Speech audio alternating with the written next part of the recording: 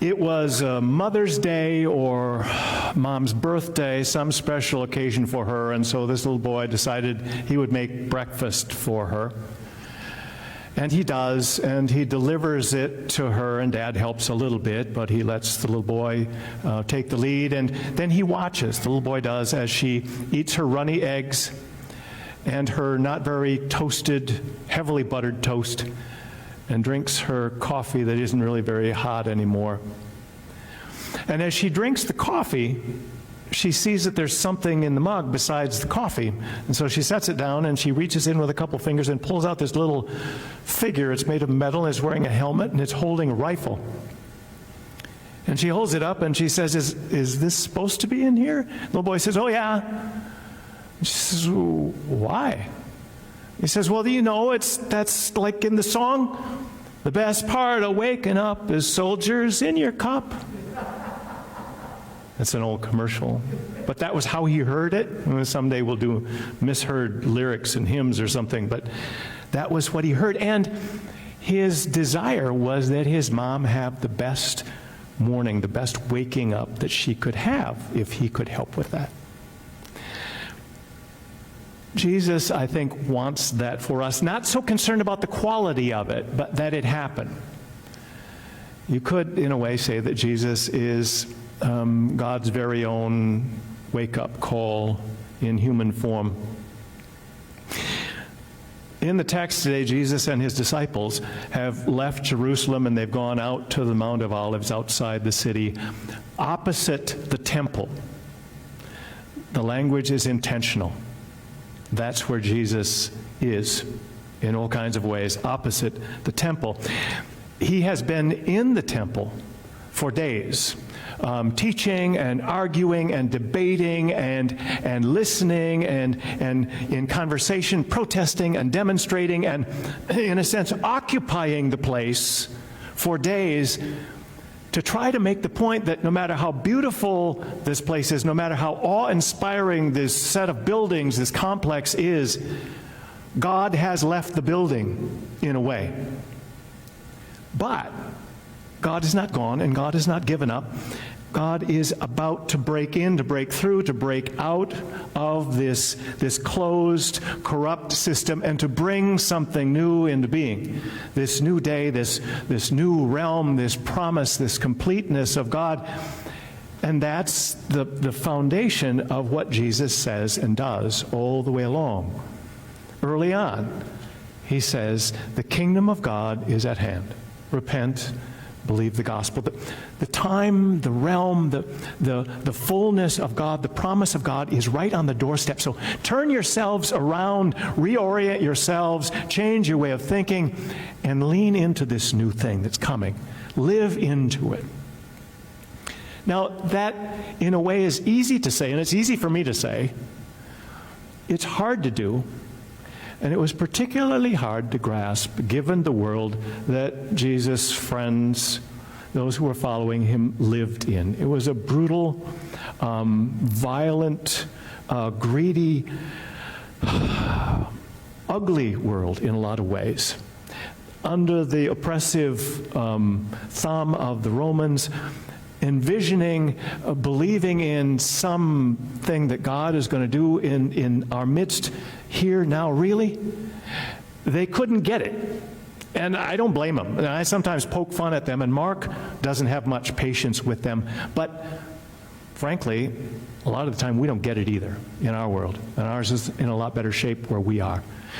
But the disciples don't, and so they ask, well, when is this going to happen? How will we know? What are the signs to kind of give us a clue? This whole chapter, chapter 13 in Mark, is the response to that question, or to those questions, that curiosity. When? How? What will show us that this is happening? And so Mark gathers a handful of images, of words, terms, ideas that are part of the apocalyptic past of Israel. And apocalypse is a big word, but it really means like taking the cover off and showing what's going on really underneath. An apocalyptic vision is one that opens things up so we can see. Mark takes a bunch of these indicators of something going on and sends them or lays them out. This sort of writing, this visionary, sometimes strange writing that we see in Daniel and we see in the book of Revelation particularly, it arises out of particularly difficult, tumultuous times. And Mark's little apocalypse, Mark writes in just such a time. In 66 to 70, in that first century, there's a Jewish uprising, a revolt against the Romans, and they try to overthrow the Romans and run them out, and they have some success. But at the end of this time, the Romans come roaring in, and they stomp the place flat, and they kill thousands of people, and they send people scurrying in all directions. This is what Jesus predicts in Mark's gospel in the earlier part of the chapter, that it's all coming down.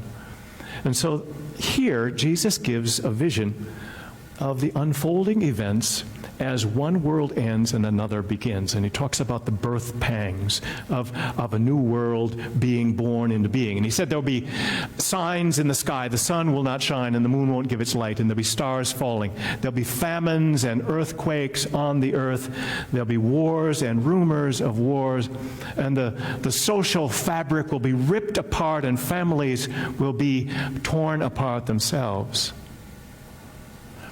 Does any of that sound familiar? I read an article in yesterday's paper about fear on the part of the Iranians that the administration, the departing administration of the United States, might start something before they leave. And the Middle East being sort of unstable as it is, they're uneasy about that. Wars and rumors of war. We're just through an election that has torn families apart and has shown us how polarized our society is, how deeply divided, how almost very evenly divided we are on issues, and how far apart we are, and how angry we can become with each other. The social fabric being ripped apart, you can hear it, you can feel it.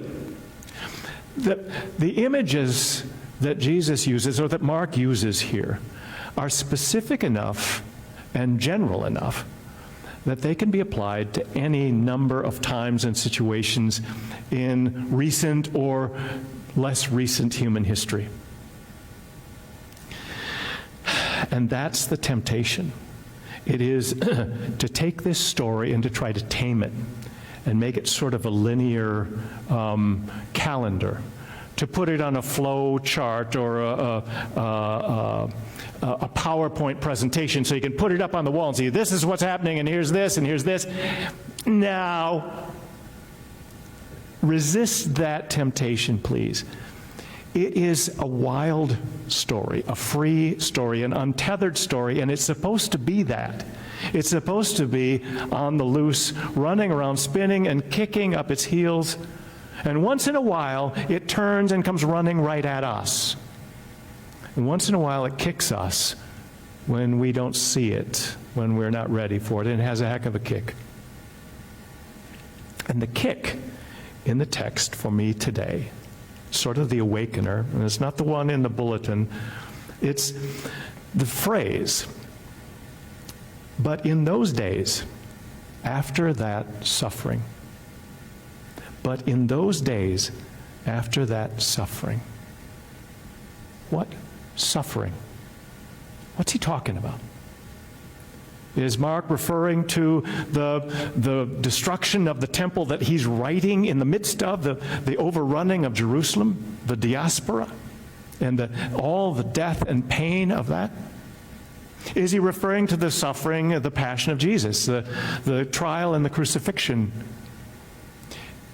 Is he talking about something later on, the persecution of the early church, or the split of the church in 1056 or whatever year it was, the Reformation that pulled the church apart? Is he talking about the Black Death, the plague later on? Is he talking about the Holocaust? Is he talking about World War I, World War II, the Spanish flu epidemic, a pandemic right now that has taken 230,000 lives in this country alone, and it's worldwide.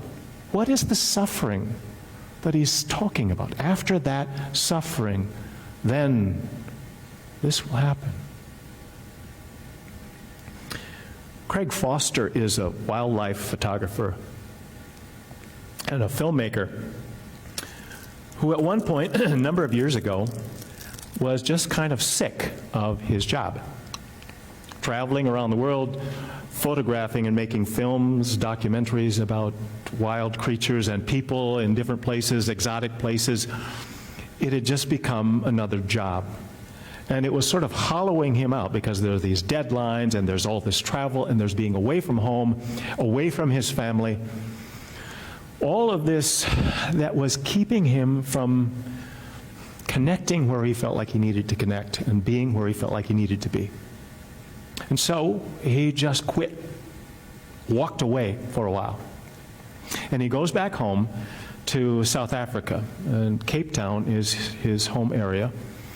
And he begins again to swim and dive in the frigid waters of the ocean just off of Cape Town, where he had spent so much time as a boy, particularly in the kelp forests of those waters. And it's a strange place. It's sort of a liminal place where it's both ocean and land coming together, and it shares both, but it's kind of neither. It's such a rich environment. And as he's diving and swimming there, and he doesn't wear a wetsuit, he doesn't take scuba gear, he has a mask and a swimsuit, and that's it. And he just snorkel, and he takes a deep breath, and down he goes. He's an amazing swimmer and diver, but as he swims and dives, he has this encounter with this wild octopus. And the encounter is such an awakening for him. It's like a knock on the door. And it compels him to explore further. And so this relationship begins, and you may have seen the film My Octopus Teacher. It's on Netflix. And I resisted watching it. I heard good things about it, and it doesn't sound like my kind of thing. We watched it last Sunday evening. It's amazing. For the better part of a year, I think it's 360 days, he goes every day to find this creature in its den or wherever it is. It's a female octopus. To observe it, to learn what its life is like, and to try to build some trust. And this relationship ensues and unfolds. He watches her as she hunts for food. They film her as, at one point, she's being pursued by a shark. They're called pajama sharks because they have stripes that run the full length. They're not sleepy. They're voracious. They don't see very well, but they have this intense sense of smell, and so that's how they track down their prey. They love octopus. And they film her as she's fleeing this shark. And they film her after an attack, during the attack, after one of her tentacles has been ripped off by a shark, that she survives, and then she heals from that amazingly and begins to grow that tentacle back. It's astonishing. They film her as she searches and finds a mate. It is, it's just beautiful, and it is, as he talks about, it's like entering another world, a totally different place, so foreign from what I know. And it's thoughtful and colorful, and it's this film about, amongst other things, the intelligence, the sensitivity, the adaptability of animals, how they learn, how they adapt to their environment, how they pick up things to use to survive and to thrive, their sensitivity and their their ability to teach us if we will take the time to listen and to watch. And that's what he does. So in one scene, where she is being pursued by one of these pajama sharks. She darts into this kelp forest and wraps herself in the leaves of one of these kelp trees, I guess you would call it. And they're just moving with the current. And she's wrapped in that, and the shark is trying to find her. It can't see her, but it can smell her. And she leaves from there, and she dives straight down, shoots down to the bottom.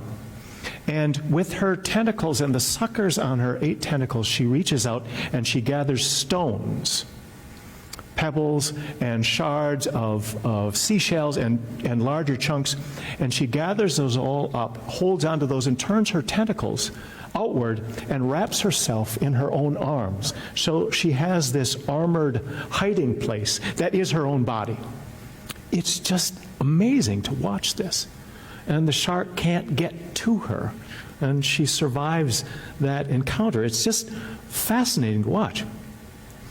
Several times, when he is very close to her, she moves towards him, and she'll reach out and she will touch his hand and examine and move up his arm, trying to figure him out as this trust builds, and then something will spook her and she's gone. And then later, another dive, she comes again and she examines him. And twice, I think, in the film, she actually moves up to where she attaches herself to his chest as he's swimming there. And it's like he holds her as she tries to figure him out, examine him, maybe listen to his heartbeat. And he caresses her and she holds him. It's just beautiful. He becomes as attached to her as she is to him in that scene. He talks about her as, describes her as a liquid animal that thinks and computes and takes in information, processes with its entire body. It is, in a way, it is fully conscious. Now, these creatures only live about a year. And so they don't have parenting. They hatch out of eggs. So how they learn and adapt, the intelligence of this thing is incredible. And it's a sort of, he says it's a mollusk, and it's awake, fully awake, all the time, it seems.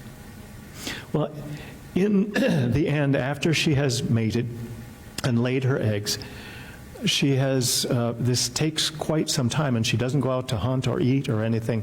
So she gives everything she has to this next generation of young, of octopus, sort of the new world of octopus. She pours herself into that, and then she just slowly dies. And they watch as she does. And for Craig Foster, it is just devastating. He has become so attached to her because for 360 days, day after day after day, he has spent most of his day with her. He even goes at night, at least one time, to watch her. And now he has lost this companion, this friend, this teacher. And he grieves. And in the interview, it's difficult for him to speak about this sense of loss and what he is missing. But she has awakened in him a sense of compassion for other creatures that he didn't have before. And where this work was sort of hollowing him out and leaving him numb, now he is sort of supple again and awake and aware. And he shares not only the lessons that she taught him about her life, but this sense of compassion with his own son, his teenage son, and they go out swimming together. There is real sadness and loss, but there is real gratitude and gift in this. Out of her death, he is given life in a way. In those days, after that suffering, in those days after that loss, in those days after this pain that you feel, after someone you love has died, after the job that you had is gone, after you have been forced to move somewhere else away from everything you know to a place where you know nothing and know no one, After you have been told by the doctor that you have cancer, or your spouse has cancer, or another loved one and won't probably live very long. After a friend abandons you or hurts you deeply. After your world ends, a new world begins. Because God is not done. Now, it won't be the world that you're looking for. It won't be the world that you have created or want, most likely. But it will be the world that you and your world need right now, as part of this great gathering in of God that is going on even now. So in this Advent season, we're invited to watch and listen, to be awake, to pay attention, to see what's coming, to open ourselves to whatever that is, this new creation that is promised. A year after her husband died, he was 62, died unexpectedly. Jan Richardson wrote this. It's called Blessing When the World is Ending, and I'll conclude with this. Look, the world is always ending somewhere. Somewhere the sun has come crashing down. Somewhere it has gone completely dark. Somewhere it has ended with the gun, the knife, the fist. Somewhere it has ended with the slammed door, the shattered hope. Somewhere it has ended with the utter quiet that follows the news from the phone, the television, the hospital room. Somewhere it has ended with a tenderness that will break your heart. But listen, this blessing means to be anything but morose. It has not come to cause despair. It is simply here because there is nothing a blessing is better suited for than an ending. Nothing that cries out more for a blessing than when a world is falling apart. This blessing will not fix you, will not mend you, will not give you false comfort. It will not talk to you about one door opening when another one closes. It will simply sit itself beside you among the shards and gently turn your face toward the direction from which the light will come, gathering itself about you as the world begins again. Amen.